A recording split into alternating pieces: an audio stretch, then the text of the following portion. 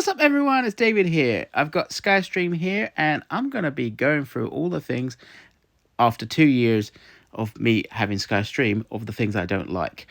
First of all, no ad skipping. If you want to ad skip, you've got to pay an extra £5. Not really happy about that. Second, no recording space. There's no hard drive on there. You can't even plug in a USB flash drive or whatever and record on there. You've got no recording whatsoever. You haven't got the 30 days catch up that Sky provides and whatever they provide in their archive. It's just, if you've got a Sky Plus HD box or a SkyQ box, well, majority of people now have SkyQ, obviously, but there are still quite a few people with legacy boxes, Sky Plus HD boxes, with the obviously the hard drive recorder. They are rated at 1080i specification on the thingy, but obviously they work pretty well anyway. But with modern 4K TVs, they all have built-in upscalers, so basically it would take that 1080i signal and would basically have made it 4K. I mean, it would not be natively 4K, but the resolution, it would be pretty good. I mean, I've got it on my TV, plugged into my 4K TV, and it's got the built-in upscalers, as well as I've got an AV receiver that's also got a upscaler in it, and the Sky Plus HD box still looks superb to this day on the picture quality alone. You know, it's a very stable, capable box. But Sky Q, obviously 4K native, you know, hard drive, but you have to share a 2 terabyte hard drive with everybody. You use SkyQ minis. The SkyQ minis only rated at 1080p, so technically speaking, they're just obviously an app-based version of a Sky Plus HD box in a way, kind of thing, because obviously they're not that far off 1080i and 1080p, you know, interlaced and progressive. They're very cutthroat kind of thing. There's not much difference in the two, to be honest. So obviously from an app-based point of view is the fact that's the issue. And also the fact that if you record something in 4K, I mean, download something for 4K, or you got a movie 4K, you can't watch that movie on those SkyQ minis. It won't even like downgrade the resolution. You actually have to have its own copy of 1080p in order to watch it. So big drawbacks there. Whereas the Sky Plus HD box had its own hard drive, and obviously it did have its own hard drive, but I'm saying if you had multi-screen, each box would have its own hard drive. Unless you just had Sky HD multi-screen. In that case, they would just be receiver boxes.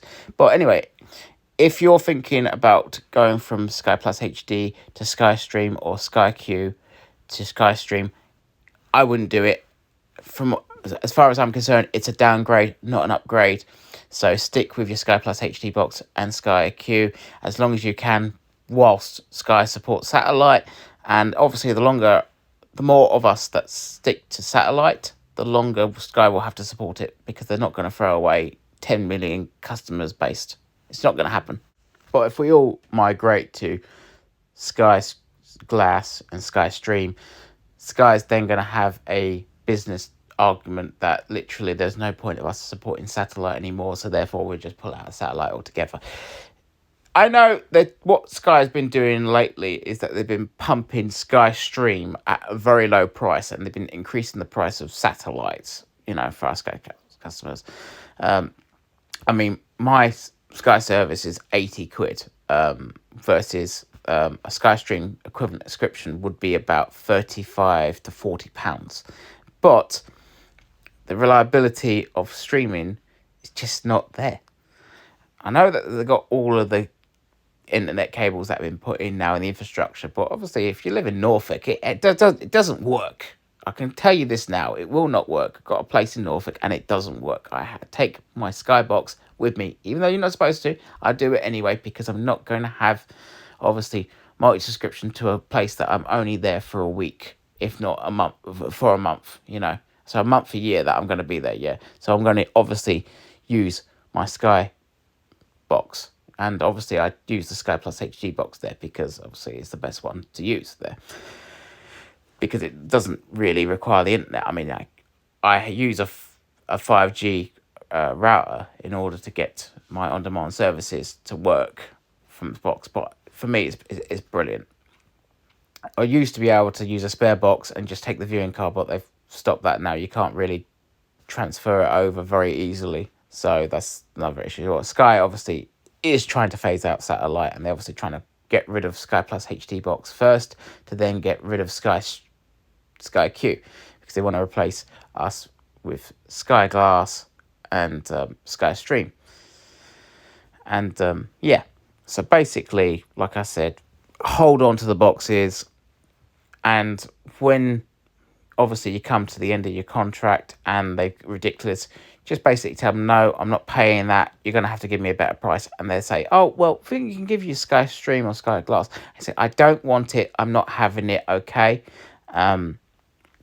Because the 10 million subscribers to satellite right now, as I said before, they're not going to walk away from that. If they go down to 2 million, they're going to walk away from that, because it's probably not justifiable for them to keep that system going. But then again, you got to remember, Sky does not own its satellites. They don't launch them, okay? They just basically pay a license to them. And satellite is still thriving in Europe and North America still as well, because obviously the zonage obviously in America and Europe.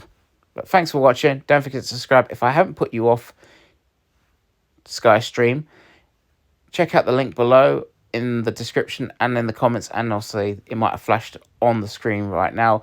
If you join Sky, if you're new to Sky, obviously I'm saying if you're new to Sky, if you're not a previous Sky customer, obviously, because obviously you're a Sky customer, if you want to join SkyStream, because obviously you don't have the legacy boxes that we do, check out that link and you'll get vouchers by clicking that link.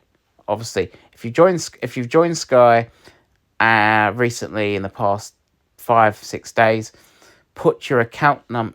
So put your name, email address, and then your account number in, and you'll get vouchers. So thanks for watching. Don't forget to subscribe. Like always, see you out there.